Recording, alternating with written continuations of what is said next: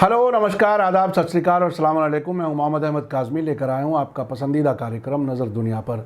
आज की खबर काफ़ी अहम है। लेबनान की राजधानी बैरूत में हुए धमाके और उसके बाद वहाँ हो रहे सियासी वाक़यात पर दुनिया की नज़रें टिकी हुई हैं, जहाँ अमेरिका, इजराइल, फ्रांस, सऊदी अरब और दूसरे अरब और यूरोपीय मुल्क इजराइल के दुश्मन हिजबुल्लाह की सियासी और मिलिट्री हैसियत ख़त्म करने की कोशिश कर रहे हैं। इसका सीधा मकसद इजराइल को सुरक्षा देना है और उसके अंदर जो हिजबुल्लाह का डर बना हुआ है वो ख़त्म करना है। लेकिन इस सब के साथ ही लेबनान के पड़ोस में सीरिया और इराक़ में अमेरिका के ख़िलाफ़ जनता की तरफ से मुखालफत बढ़ती जा रही है। अब बगदाद में अमेरिकी एम्बेसी और अमेरिकी फ़ौजी छावनियाँ ही निशाने पर नहीं हैं, बल्कि अब कुछ और मकामात पर भी और अमेरिकी फ़ौजी कारवानों पर हमले होने शुरू हो गए हैं। इन हमलों की जिम्मेदारी लेने वाले जिम्मेदारी भी ले रहे हैं। इसी तरह से सीरिया में भी अमेरिकी फ़ौजियों की गैर कानूनी मौजूदगी के ख़िलाफ़ जनता उठ खड़ी हुई है। इस बार लगता है कि अमेरिका को इराक़ और सीरिया से अपने फ़ौजियों को जल्द वापस बुलाने के लिए फ़ैसला लेना पड़ेगा। ये सब वाक़यात ऐसे वक्त में हो रहे हैं जबकि अमेरिका में नवंबर के महीने में प्रेसिडेंशियल इलेक्शन हो रहे हैं, जिसमें डोनाल्ड ट्रंप दोबारा प्रेसिडेंट बनने की कोशिश कर रहे हैं। अगर अमेरिका को सीरिया और इराक़ से निकलना पड़ा तो उससे इस खित्ते में ईरान और मजबूत होगा और इजराइल और ज़्यादा गैर महफूज होगा। ऐसा लगता है कि सीरिया और इराक़ में मिल रही नाकामी की वजह से ही अब लेबनान में हिजबुल्लाह को कमज़ोर करने की कोशिशें तेज़ हो गई हैं। खबर में आगे बढ़ने से पहले आपसे गुजारिश है कि अगर आप YouTube पर देख रहे हैं तो सब्सक्राइब कर लें और घंटी दबाना ना भूलें, और अगर Facebook पर देख रहे हैं तो हमारा पेज फॉलो कर लें और लाइक ज़रूर करें ताकि आपको हमारी हर एक वीडियो की खबर सही वक्त पर मिल सके। और अगर आपको हमारी खबर सच्ची और अच्छी लगे तो अपने व्हाट्सएप ग्रुप, फेसबुक, इंस्टाग्राम और ट्विटर अकाउंट पर ज़रूर शेयर करें ताकि मीडिया स्टार वर्ल्ड की खबरें दुनिया भर तक पहुंच सकें। आज की बड़ी खबर यह है कि इराक़ में अमेरिकी फ़ौजियों पर हमले तेज़ हो रहे हैं।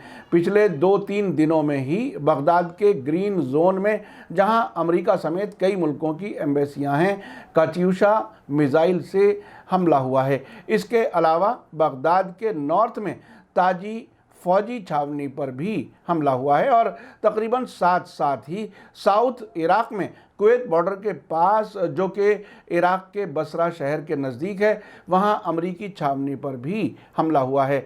आज ही की खबर है कि साउथ इराक़ के नासिरिया इलाके में अमरीकी फ़ौजी कारवां पर भी हमला हुआ है। ईरान के अरबी भाषा के अल आलम टेलीविज़न चैनल की रिपोर्ट के मुताबिक ये हमला नासिरिया हाईवे पर उस वक्त हुआ जब अमरीकी अलायंस के फ़ौजियों का कारवां गुजर रहा था। इराक़ी सोर्सेज का कहना है कि धमाके से कोई जानी नुकसान नहीं हुआ है। साथ ही इराक़ी फ़ौज के मीडिया सेंटर ने रिपोर्ट दी है कि धमाके के बाद अमरीकी फ़ौजी गाड़ी में आग लग गई। इस हमले की जिम्मेदारी सराया सौरतुल इशरीन नाम के इराक़ी रेजिस्टेंस ग्रुप ने ली है। इससे पहले ट्यूसडे को नॉर्थ बगदाद की ताजी फ़ौजी छावनी की तरफ जाने वाले अमरीकी फ़ौजी कारवां के रास्ते में एक बम धमाका हुआ था। कुछ मीडिया सोर्सेज ने मंडे की रात इराक़ और कुवैत बॉर्डर पर अमरीकी फ़ौजी छावनी पर हमले की खबर दी थी। इराक़ की साबिरीन न्यूज़ ने अपने बयान में दावा किया है कि इराक़ के रेजिस्टेंस ग्रुप असहाबे कहफ ने इस हमले की जिम्मेदारी ली है। आपको याद दिला दूं कि इसी साल जनवरी के शुरू में अमेरिका के हवाई हमले में बगदाद एयरपोर्ट के नज़दीक ईरान के कुद्स ब्रिगेड के कमांडर कासिम सुलेमानी और इराक़ के हशदल शाबी के डिप्टी कमांडर अबू मेहंदी अल मुहंदिस के मर्डर के बाद इराक़ी पार्लियामेंट ने गैर मुल्की फ़ौजों के बाहर करने के लिए सरकार से कहा था। उसके बाद इराक़ में सभी गैर मुल्की फ़ौजें गैर कानूनी तरीके से रह रही हैं। पार्लियामेंट के फैसले के बाद हशदल शाबी और दूसरे रेजिस्टेंस ग्रुप्स ने वहाँ की सरकार पर इस बिल पर तेज़ी से अमल करने के लिए ज़ोर दिया है। इराक़ की अलग अलग पॉलिटिकल पार्टीज़ भी अमरीकी फ़ौजियों को मुल्क से निकालने पर ज़ोर दे रही हैं। इराक़ के सायरून अलायंस के नुमाइंदे अमजद अल ओकाबी ने मंडे को प्राइम मिनिस्टर मुस्तफ़ा अल काज़मी से अपील की थी कि मुल्क में अमरीकी फ़ौजियों की मौजूदगी पर लापरवाही ना करें। ओकाबी ने अल मालूमा न्यूज़ को बताया था कि प्राइम मिनिस्टर मुस्तफ़ा अल काज़मी के अमेरिका दौरे के दौरान अमेरिकी फ़ौजियों के इराक़ से निकलने जैसे अहम मामले को आखिरी शक्ल दी जानी चाहिए। आपको बता दूं कि इराक़ी प्राइम मिनिस्टर मुस्तफ़ा अल काज़मी अगले हफ्ते अमेरिका के सरकारी दौरे पर जाएंगे और प्रेसिडेंट डोनाल्ड ट्रंप समेत कई सीनियर जिम्मेदारों से बात करेंगे। कुछ रिपोर्टों में कहा गया है कि इस वक्त इराक़ में अमेरिका के 6 से 9 हज़ार फौजी मौजूद हैं। 8 अगस्त को इराक़ी प्राइम मिनिस्टर के दफ्तर से जारी बयान के मुताबिक मुस्तफ़ा अल काज़मी 20 अगस्त को व्हाइट हाउस में ट्रंप के साथ मुलाकात करेंगे। अप्रैल में प्रधानमंत्री के ओहदे पर आने के बाद अल काज़मी का ये पहला अमेरिका दौरा है। इराक़ और अमेरिका ने 2008 में स्ट्रेटेजिक समझौते पर दस्तखत किए थे, जिसके तहत दिसंबर 2011 में 8 साल के कब्जे के बाद अमेरिकी फ़ौज वापस गई थी, लेकिन 2014 में दाइश टेररिस्ट से लड़ने के बहाने अमेरिकी फ़ौजी फिर से इराक़ में आ गए थे। आपको याद दिला दूं कि इसी साल जनवरी के शुरू में ईरान के कमांडर कासिम सुलेमानी और इराक़ के डिप्टी कमांडर अबू मेहदी अल मुहंदिस के अमेरिका के हमले में मारे जाने के बाद जवाबी कार्रवाई के तौर पर ईरान ने इराक़ में अमेरिकी छावनियों पर बैलिस्टिक मिसाइलों से हमले किए थे। ईरान से लॉन्च की गई 1 दर्जन से ज़्यादा मिसाइलों ने बगदाद के वेस्ट में अल असद और कुर्दिस्तान के सेंटर इरबिल में अमेरिकी फ़ौजी छावनियों को निशाना बनाया था। उसके बाद इराक़ में हशद शाबी और दूसरे रेजिस्टेंस ग्रुप्स अक्सर अमेरिकी फ़ौजियों और उनकी बगदाद में एम्बेसी पर हमले करते रहते हैं। अब हालत यह है कि अमेरिकी फ़ौजी इराक़ के इन ग्रुप्स या वहाँ की फ़ौज के ख़िलाफ़ कार्रवाई भी नहीं कर पाते।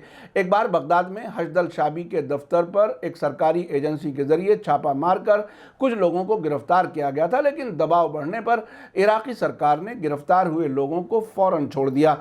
आइए अब आपको बताता हूं कि सीरिया में जहां नॉर्थ के इलाके देर एज़-ज़ोर में अमेरिका की फ़ौजें तेल की खुली चोरी में मुलव्विस हैं और टेररिस्ट ग्रुप्स को सपोर्ट भी कर रही हैं, वहां से एक बड़ी खबर है। सीरिया के अल अक़ीदात इलाके के अरब कबीले के सरदारों ने 11 अगस्त को एक बड़ी मीटिंग की, जिसके दौरान उन्होंने ऐलान किया कि सूबे में कबायली सरदारों के मर्डर के पीछे अमेरिका का हाथ है। इसी इलाके में देर एज़-ज़ोर भी शामिल है, जहां अमेरिकी फ़ौजें मौजूद हैं। कबायली सरदारों यानी ट्राइबल लीडर्स ने ये तय किया है कि अपने इलाके को अमेरिका और उसके एजेंटों से पूरी तरह से साफ़ किया जाए। कबायली सरदारों ने इसी तरह मांग की है कि ये पूरा इलाका अरब कबायली सरदारों के हवाले किया जाए। ये खबर रूस की स्पुतनिक न्यूज़ एजेंसी के रिपोर्टर ने हस्का से दी है, जिसमें बताया गया है कि तकरीबन 5000 लोगों ने अल अक़ीदात के कबायली सरदारों की मीटिंग में हिस्सा लिया है। इस बैठक में सीरिया के कबायली सरदारों ने अपने इलाके में मौजूद अमेरिकी फ़ौजियों और उनके सपोर्ट वाले कुर्द लड़ाकों को इलाका छोड़ने के लिए 1 महीने की मोहलत दी है और कहा है कि देर एज़-ज़ोर सूबे से निकलने से पहले उन्हें कबायली सरदारों के कातिलों को हवाले भी करना होगा। सीरिया का अल अक़ीदात इलाका अरब मेजॉरिटी वाला इलाका है, लेकिन उस पर अमेरिका के सपोर्ट वाले कुर्द लड़ाकों का कब्ज़ा है। हालिया दिनों में लोकल कबीलों के कई सरदारों का मर्डर कर दिया गया, जिसके लिए लोकल कबीले अमेरिका और कुर्द लड़ाकों को उनके मर्डर का जिम्मेदार बताते हैं। आपको याद दिला दूं कि अमेरिका की लीडरशिप वाले फौजी अलायंस ने इराक़ पर 20 मार्च 2003 को हमला किया था, जिसके नतीजे में 9 अप्रैल 2003 को सद्दाम हुसैन की हुकूमत गिरा दी गई थी। इराक़ में इस मिशन को अमेरिका ने ऑपरेशन एंड्योरिंग फ्रीडम कहा था। इस फौजी कार्रवाई में अमेरिका, ब्रिटेन, ऑस्ट्रेलिया और पोलैंड के फौजी शामिल थे। हमले की शुरुआत 20 मार्च को बगदाद में प्रेसिडेंट सद्दाम हुसैन के महल पर हवाई हमले से की गई थी। अगले ही दिन अमेरिकी अलायंस के फौजियों ने इराक़ कुवैत बॉर्डर के करीब से बसरा सूबे में घुसपैठ शुरू की। इस जंग में इराक़ी फ़ौज जल्द ही हार गई और अमेरिकी अलायंस ने 9 अप्रैल को राजधानी बगदाद पर कब्ज़ा कर लिया। आपको याद होगा, उस दिन सद्दाम हुसैन की स्टैचू मरकज़ी बगदाद में उतारी गई थी और उसकी बहुत पब्लिसिटी की गई थी। जंग शुरू करने से पहले 17 मार्च 2003 को अमेरिकी प्रेसिडेंट जॉर्ज डब्ल्यू बुश ने सद्दाम हुसैन को अपने दोनों बेटों उदय और कुसै के साथ मुल्क छोड़ने के लिए 48 घंटे दिए थे। उस जंग को मैंने खुद दूरदर्शन के प्रोग्राम वर्ल्ड व्यू इंडिया के लिए इराक के अंदर रहते हुए कवर किया था। इस जंग से मुताल्लिक़ खबरें ईरान और कुवैत से भी मुझे कवर करने का मौका मिला था। इस प्रोग्राम के हेड अंतर्राष्ट्रीय मामलों के माहिर जर्नलिस्ट सईद नकवी थे। सीरिया में अमरीकी फ़ौजों की मौजूदगी के बारे में 19 दिसंबर 2018 को प्रेसिडेंट ट्रंप ने ऐलान किया था कि उन्होंने वहां मौजूद सभी 2000 से 2500 अमरीकी फ़ौजियों को वापस बुलाने का ऑर्डर दिया है। हालांकि कोई साफ टाइम टेबल नहीं दिया गया था। सीरिया में 2011 में शुरू हुए सिविल वार में अमरीकी लीडरशिप वाले अलायंस ने बशार अल असद के मुखालिफों और सीरियन डेमोक्रेटिक फोर्सेस को सपोर्ट किया है। अमेरिका ने यह दावा किया था कि वो दाइश और दूसरे आतंकवादियों से लड़ने के लिए आया है। इस ऑपरेशन में ब्रिटेन, फ्रांस, जॉर्डन, तुर्की, कनाडा और ऑस्ट्रेलिया शामिल रहे। 2014 के बाद से अमेरिका और उसके साथी मुल्कों ने हवाई हमले और जहाज़ गिराने के ज़रिए भी सीरियाई सरकार और उसके मदद करने वालों को भी निशाना बनाया। 4 अप्रैल 2018 को अमेरिका, फ्रांस और ब्रिटेन ने मिलकर सीरिया की राजधानी दमिश्क और होम्स शहर पर भूमध्य सागर यानी मेडिटेरेनियन सी से मिसाइलों से हमले किए और अमेरिका ने दावा किया कि 7 अप्रैल को सीरियाई सरकार ने अपने शहरियों के खिलाफ डोमा शहर में रासायनिक हमले यानी केमिकल हथियारों से हमले किए थे, जिसके जवाब में उन्होंने ये हमले किए हैं। सीरियाई सरकार ने डोमा के हमलों में शामिल होने से इनकार किया था। एपिसोड के आखिर में ख़ास बात समझने की यह है कि ईरान और उसके साथ इराक और सीरिया में अमेरिका के खिलाफ नफ़रत बहुत तेज़ी से बढ़ रही है। इराक में तो अब रेजिस्टेंस ग्रुप्स को कानूनी कवर भी मिला हुआ है, क्योंकि वहाँ की पार्लियामेंट ने गैर मुल्की फ़ौजों की मौजूदगी को गैर कानूनी करार दिया हुआ है। जनवरी से अब तक कई छावनियों से अमरीकी फ़ौजी जान बचाने के लिए शिफ्ट होकर दूसरी छावनियों में चले गए हैं। अब बगदाद में अमरीकी एम्बेसी और अमरीकी फ़ौजी ठिकानों से आगे बढ़कर कुवैत के बॉर्डर पर अमरीकी छावनी और नासिरिया में अमरीकी फ़ौजी कारवान पर होने वाले हमलों से अब लगता है कि अमरीका अब अपनी फ़ौजें ज़्यादा दिन तक इराक में नहीं रख सकेगा। सीरिया में भी देर ज़ोर के अरब कबाइलियों यानी जनजातियों के सरदारों ने जिस तरह से धमकी भरे लहजे में अमरीकियों और टेररिस्ट्स को इलाका खाली करने के लिए कहा है, वो भी काफ़ी अहम वाक़या है। अब आगे देखना काफ़ी दिलचस्प होगा कि इसका असर अमेरिका में ट्रंप के इलेक्शन पर क्या होता है, और ये भी काफ़ी अहम होगा कि अमेरिका बिगड़ते हालात में सीरिया और इराक की मर्ज़ी के ख़िलाफ़ यानी इंटरनेशनल कानूनों के ख़िलाफ़ अपनी फ़ौजें इन मुल्कों में कब तक रख सकेगा। Media star world middle east के सभी वाक़यात पर बारीकी से नज़र रखे हुए जैसे जैसे हालात बदलेंगे आपको बाखबर रखने की कोशिश की जाएगी। इसी के साथ मुझे दीजिए इजाज़त। आज का एपिसोड कैसा लगा कमेंट्स में ज़रूर लिखें। थैंक यू, धन्यवाद, शुक्रिया। जय भारत, जय हिंद।